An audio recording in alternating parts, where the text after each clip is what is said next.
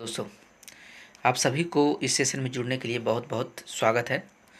हमारे पास कुछ current affairs के रूप में चीज़ें आई है दोस्तों, कुछ घटनाएं घटी है जो हम सभी लोगों के लिए जानना बहुत ज़रूरी है, जिसे समझना बहुत ज़रूरी है, जिस पर हम सभी को बात करना बहुत ज़रूरी है। दोस्तों, क्या क्या है वो घटनाएं, किस किस तरीके से घटी है, इस पर हम पहले बात करते हैं। कहा जा रहा है कि अग्निवीरों के लिए खुशखबरी है। राज्य सरकार का बड़ा ऐलान हुआ है दोस्तों। ये घटना जो है मुख्यतः हरियाणा से रिलेटेड है दोस्तों। यानी कि हरियाणा की जो सरकार है, हरियाणा की जो गवर्नमेंट है, उन्होंने अग्निवीरों पर एक तरीके से बहुत बड़ा भरमार के रूप में पैकेज को तैयार किया है। उन्होंने बहुत सारी चीज़ों को छूट देने का प्रावधान किया है, बहुत सारे शर्तें रखी हैं दोस्तों, जिसे हम सभी को जानना बहुत ज़रूरी है। उन्होंने क्या क्या बताए हैं, क्या क्या शर्तें दी गई है, उनके द्वारा क्या क्या शर्तें दी गई, क्या क्या चीज़ों के छूट दिया गया है दोस्तों, हम इसके बारे में जानेंगे, इसके बारे में पता करने का प्रयास करेंगे। इसके प्रमुख बिंदु क्या क्या हैं, इसके प्रमुख बिंदु हम जिस पे हम लोग चर्चा करेंगे, पहला प्रमुख बिंदु है कि ये चर्चा में क्यों है दोस्तों। दूसरी बात हम करेंगे कि हरियाणा के सीएम सैनी का बड़ा फैसला क्या क्या लिया गया है उनके द्वारा, इस पर बात करेंगे। तीसरा विषय हमारे पास है सीएम के ऐलान का मुख्य बिंदु क्या क्या है, इस पर चर्चा करेंगे।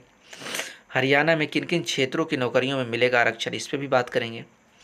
हरियाणा में अग्निवीरों का कर्ज पर ब्याज माफ़ी किया जाएगा, इस पर भी बात करेंगे। और ये सब प्रमुख बिंदु। अग्निपथ और अग्निवीर नियम एवं शर्तें और योग्यता क्या है दोस्तों। ये कुल मिलाकर हमारे पास 6 बिंदु हैं, 6 पॉइंट हैं, जिस पे हम सभी लोगों को बात करना जरूरी है, जिसको हम सभी लोगों को समझना जरूरी है। चर्चा में क्यों है। Business standard, Haryana government announces 10% job reservation for Agniveers. एक की डिटेल्स है दोस्तों। आइए इसके बारे में डिटेल में हम बात करते हैं, समझने का प्रयास करते हैं। हरियाणा के मुख्यमंत्री सैनी का बड़ा फैसला क्या क्या लिया गया है, ऐलान के मुख्य बिंदु क्या है दोस्तों। अग्निवीरों को सरकारी नौकरी में 10% आरक्षण देने की बात इन्होंने कहा है। अग्निवीरों को ग्रुप सी और ग्रुप डी की भर्तियों में भी आरक्षण मिलेगा दोस्तों, ऐसा इनका कहना है। ग्रुप सी और ग्रुप डी की भर्तियों में उम्र की सीमा में 3 साल की छूट भी दी जाएगी इन लोगों को। और ग्रुप सी में 5% आरक्षण भी दिया जाएगा दोस्तों, ऐसा कहा जा रहा है। पुलिस और माइनिंग गार्ड की भर्ती में भी आरक्षण दिया जाएगा। बिना ब्याज के 5 लाख तक का भी ऋण इन लोग को मिलेगा दोस्तों। ऐसा ये सारे हैं जो एक तरीके से महत्वपूर्ण बिंदु है, जिस पे हम सभी को बात करना जरूरी है। ये सब कुछ एक तरीके से लाभ के रूप में दिखाए गए हैं दोस्तों। जो अग्निवीर जो जो लोग अग्निवीर में चयनित होंगे, जिनका सपना अग्निवीर, जो अग्निवीर के रूप में जो देश का सेवा करेंगे, ये सारी छूटें उन लोगों को दिया जाएगा दोस्तों। इसमें क्या क्या आगे क्या लिखा है, मुख्यमंत्री ने ट्वीट करके जानकारी भी दी है दोस्तों इसके बारे में। अग्निपथ योजना 14 जून 2022 को पीएम नरेंद्र मोदी द्वारा लागू की गई थी। एक ऐतिहासिक घटना था दोस्तों इंडियन आर्मी में। योजना के तहत अग्निवीरों को 4 साल के लिए भारतीय सेना में तैनात किया जाता था। तैनात की जाने की बात की है 4 साल तक का। लोकहित की ये योजना, ऐसा इनका कहना है। योजना से हमारे पास स्किल्ड युवा आएंगे, एक्टिव युवा तैयार होंगे दोस्तों, ऐसा इनका मानना है। आत्मनिर्भर भारत के निर्माण के लिए एक परिवर्तनकारी योजना कहा जा रहा है। सिपाहियों, एयरमैन और सेलर्स का नामांकन किया जाएगा। देश भर में मेरिट आधार पर भर्ती होगी। ट्रेनिंग समेत 4 साल का पूरा कार्यकाल होगा। आकर्षक मासिक वेतन व सेवा निधि पैकेज का भी लाभ दिया जाएगा। सशस्त्र बलों के नियमित कड़ार में सेवा देने का अभूतपूर्व अवसर है। 4 सालों के बाद 25% अग्निवीरों का चयन नियमित स्वर्ग के रूप में केंद्रीय, पारदर्शी और कठोर प्रणाली के आधार पर किया जाएगा। दूसरा बात हमारे पास क्या निकल कर आ रहा है कि हरियाणा में किन किन क्षेत्रों की नौकरियों में मिलेगा आरक्षण दोस्तों। ये हम लोग इसके बारे में हम सभी को जानना, इसके बारे में हम लोगों को डिटेल में जानना बहुत ज़रूरी है दोस्तों। हरियाणा में प्रदेश सरकार द्वारा भर्ती किए जाने वाले पद कौन कौन से हैं दोस्तों, जिसमें इन लोगों को आरक्षण दिया जाएगा। तो कांस्टेबल की भर्ती, माइनिंग गार्ड की भर्ती, फॉरेस्ट गार्ड की भर्ती, जनरल वार्ड और एसपीओ की भर्ती हरियाणा सरकार द्वारा किया जाता है दोस्तों। इन सभी भर्तियों में हरियाणा सरकार के थ्रू एक तरीके से देखा जाए तो अग्निवीरों को ये जो लाभ, ये जो शर्तें उन्होंने बताया है, वो लाभ इन सारे पोस्टों पर उन लोगों को दिया जाएगा दोस्तों। ग्रुप बी और ग्रुप सी में सरकारी पदों के लिए अधिकतम आयु में 3 वर्ष की छूट प्रदान की जाएगी। और परंतु अग्निवीरों के पहले बैच के मामले में यह छूट 5 वर्ष की होगी दोस्तों, ऐसा यानी कि 3 साल का मिलेगा। लेकिन ग्रुप बी और ग्रुप सी से के सरकारी पदों के लिए अधिकतम आयु 3 वर्ष की छूट प्रदान की जाएगी। लेकिन परंतु अग्निवीरों के पहले बैच के मामले यह 5 वर्ष की होगी दोस्तों, ऐसा कहा गया है। सरकार ग्रुप सी में सिविल पदों पर सीधी भर्ती में अग्निवीरों के लिए 5% आरक्षण और ग्रुप बी में 1% आरक्षण देगी दोस्तों। हरियाणा में अग्निवीरों को कर्ज पर ब्याज माफ़ी करने की ऐलान किया, ऐसा सीएम सैनी के द्वारा कहा गया दोस्तों। अगर किसी भी अग्निवीर को किसी भी औद्योगिक यूनिट द्वारा यानी कोई बिजनेस के द्वारा जहाँ कोई अग्निवीर का जो कहाँ कोई काम करता हो, कहीं काम कर रहा हो, तो उस संदर्भ में औद्योगिक यूनिट द्वारा प्रति माह 30,000 रुपये से अधिक वेतन दिया जाता है अगर, तो हमारी सरकार उस औद्योगिक यूनिट को 60,000 रुपये की वार्षिक सब्सिडी देने का काम करेगी दोस्तों, ऐसा इनका प्रस्ताव है। अगर कोई अग्निवीर अपना उद्यम स्थापित करना चाहता है, यानी अगर खुद का बिजनेस करना चाहता है, तो सरकार 5 लाख के ऋण पर ब्याज माफ़ भी कर देगी, यानी कि 5 लाख का लोन अगर अग्निवीर लेते हैं तो उस पर इंटरेस्ट फ्री कर दिया, उस पर इंटरेस्ट नहीं लिया जाएगा इन लोगों से। ऐसा एक तरीके से इनका प्रस्ताव है, एक तरीके से लाभ एक तरीके से कह सकते हैं जो अग्निवीरों को दिया जाएगा। अग्निपथ और अग्निवीर क्या है दोस्तों, इसके पहले हम बात करें कि केंद्रीय कैबिनेट ने 14 जून 2022 को सशस्त्र बलों के लिए सैनिकों की भर्ती के तरीके में एक महत्वपूर्ण बदलाव की घोषणा की है। यह परिवर्तनकारी सुधार के तहत सरकार ने सशस्त्र बलों में युवाओं की भर्ती के लिए अग्निपथ योजना को मंजूरी प्रदान की है दोस्तों। सैनिक भर्ती की इस योजना को अग्निपथ कहा जाता है और भर्ती होने वाले सैनिकों को अग्निवीर का नाम दिया गया है। इसके उद्देश्य क्या है दोस्तों, 6 महीने के अंतराल के साथ प्रत्येक वर्ष 3 सेवाओं में अधिकारी रैंक के नीचे कर्मियों की भर्ती करना है दोस्तों, यानी कि हर 6 महीने में प्रत्येक साल, मतलब हर साल में हर 6 महीने पे भर्ती की जाएगी और ये भर्ती 3 सेवाओं में की जाएगी, लेकिन वो भर्ती 3 सेवाओं में की जाएगी अलग अलग, लेकिन वो तीनों सेवाओं क्या होगा, अधिकारी रैंक से नीचे के पोस्टों पर की जाएगी दोस्तों। अग्निवीर को 4 वर्ष की अवधि के लिए भर्ती किया जाएगा और सेवा के अंत में उसकी सेवा के लिए प्रमाण पत्र या डिप्लोमा प्रदान किया जाएगा। सैनिकों की सेवा अवधि लगभग 17 से 20 वर्षों तक की होगी। सैनिकों को 6 माह के लिए प्रशिक्षण प्रदान भी देने के काम करेगी सरकार दोस्तों। अग्निपथ योजना के चयन मानदंड क्या है, इनका नामांकन कैसे होगा और इसके तौर तरीके क्या है, इसका स्टैंडर्ड क्या है, किस तरीके से इसका चयन होगा दोस्तों। किसी भी को अग्निवीर बनने के लिए कम से कम मिनिमम आयु जो होगा 17.5 से लेकर 21 साल तक के बीच होगा। सेवा अवधि प्रशिक्षण अवधि समेत 4 साल होगा, यानी कि प्रशिक्षण को लेकर 4 साल तक ये लोग काम करने का काम करेंगे। पारदर्शी केंद्रीकृत और स्वचालित चयन प्रक्रिया होगा दोस्तों, एक ट्रांसपेरेंट होगा और सेंट्रलाइज्ड होगा, यानी सेंट्रल गवर्नमेंट के द्वारा किया जाएगा और स्वचालित प्रक्रिया होगा, बिल्कुल स्वच्छ रूप से होगा, इंडिपेंडेंट होगा। संबंधित सेवा अधिनियम एवं विनियत के तहत अग्निवीरों का नामांकन किया जाएगा, यानी कि सेवा अधिनियम जो भी उसके नियम कानून है उसके तहत किया जाएगा दोस्तों। अखिल भारतीय सभी वर्ग इसमें नामांकन कर सकते हैं। अग्निवीरों का केंद्रीकृत डेटा और रिकॉर्ड किया जाएगा, यानी कि इसका डेटा जो रिकॉर्ड होगा सेंट्रलाइज्ड होगा, यानी सेंट्रल गवर्नमेंट के पास होगा, इसके अलावा किसी पास नहीं होगा। इसके नियम और शर्तें क्या है, इसके बारे में भी एक बार जान लेते हैं, एक नज़र डालने का काम करते हैं। नियम और शर्तें क्या है। अग्निपथ योजना के तहत अग्निवीरों को 4 साल की अवधि के लिए संबंधित सेवा अधिनियमों के तहत बलों में नामांकित किया जाएगा दोस्तों। अग्निपथ योजना के तहत अग्निवीरों को 4 साल की अवधि के लिए संबंधित सेवा अधिनियमों के तहत बलों में नामांकित किया जाएगा दोस्तों।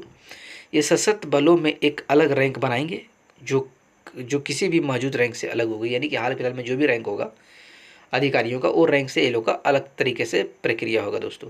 साथ ही किसी भी क्षेत्र और पृष्ठभूमि के किसी भी व्यक्ति को सभी रेजिमेंटों का हिस्सा बनने की इजाज़त भी मिल जाएगी और वर्तमान में जिनसे से कुछ में सीमाकांत है।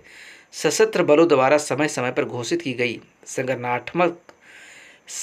संगठनात्मक आवश्यकता और नीतियों के आधार पर 4 साल की सेवा पूरी होने पर अग्निवीरों को सशस्त्र बलों में अस्थायी नामांकन के लिए आवेदन करने का अवसर प्रदान किया जाएगा, यानी को 4 साल के रिटायरमेंट के बाद फिर से वो रजिस्ट्रेशन कर सकते हैं, ऐसा विकल्प दिया जाएगा दोस्तों। इन आवेदनों पर उनकी 4 साल की कार्यविधि के दौरान प्रदर्शन सहित उद्देश्य मानदंडों के आधार पर केंद्रीकृत तरीके से विचार किया जाएगा और प्रत्येक विशिष्ट बैच के 25% तक सशस्त्र बलों के नियमित कैडर में नामांकन किया जाएगा दोस्तों। यानी इन आवेदनों पर उनकी 4 साल की कार्यविधि के दौरान उन 4 साल जो भी उन लोग परफॉर्म किए जाएंगे उनके परफॉर्मेंस के अनुसार कार्यविधि के दौरान उनका प्रदर्शन सहित उद्देश्य मानदंडों के आधार पर केंद्रीकृत तरीके से विचार भी किया जाएगा और प्रत्येक विशिष्ट बैच के 25% से सशस्त्र बलों के नियमित कैडर में नामांकन किया जाएगा। यानी कि फिर वो रेगुलर हो जाएंगे, यानी कि जिनका प्रदर्शन अच्छा रहेगा, जो ज़्यादा काबिल होंगे, जिनका परफॉर्मेंस अच्छा रहेगा, उनमें से 25% लोगों को फिर से परमानेंट करने का काम किया जाएगा, यानी नियमित उसको कंटिन्यूअस किया जाएगा।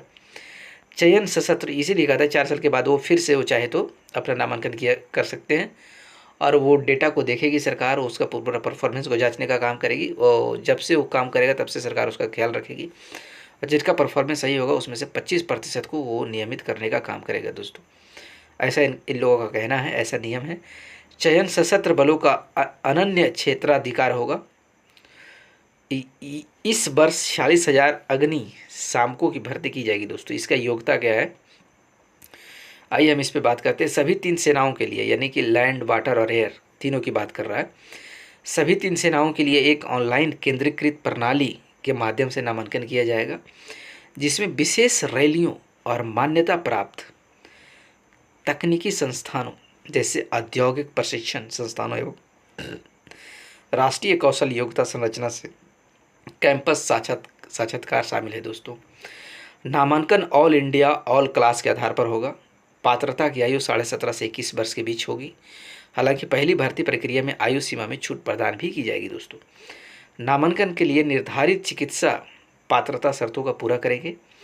विभिन्न श्रेणियों में नामांकन के लिए अग्निवीरों के शैक्षिक योग्यता यथावत रहेगी दोस्तों। उदाहरण के लिए जनरल ड्यूटी GD कहते हैं, सैनिक में प्रवेश के लिए शैक्षणिक योग्यता कक्षा 10 है। अग्निपथ के क्या शर्तें हैं, इस पर हम एक नज़र डालने का काम करते हैं दोस्तों कि अग्निपथ योजना सेवा की शर्तें क्या। अग्निवीरों का नामांकन प्रशिक्षण अवधि सहित 4 साल के लिए होगा, यानी कि उसका ट्रेनिंग से लेकर उनका पूरा काम 4 सालों के लिए होगा दोस्तों। अग्निवीर संबंधित श्रेणियों पेशों पर लागू चिकित्सा पात्रता शर्तों का पूरा करेंगे, यानी कि जो भी उनका मेडिकल होगा इस पर सब कुछ टेस्ट किया जाएगा। अग्निवीर संबंधित श्रेणियों पेशों पर लागू चिकित्सा पात्रता शर्तों को पूरा करने का काम करेंगे। 100% अग्निवीरों को नियमित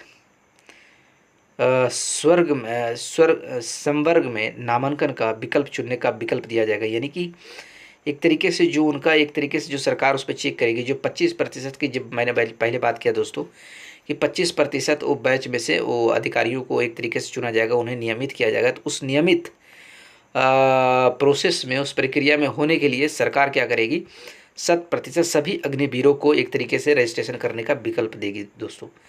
प्रत्येक बैच के 25% अग्निवीरों को सशस्त्र बलों के नियमित संवर्ग में नामांकित किया जाएगा, यानी प्रत्येक बैच के 25%, यानी एक हिस्सा, जो भी बैच होगा एक हिस्सा लोगों को परमानेंट करने का काम किया जाएगा, उसको नियमित करने का काम किया जाएगा। 4 साल के बाद भी उसको एक तरीके से काम प्रदान करने का अवसर दिया जाएगा, उनको काम में रखा जाएगा दोस्तों।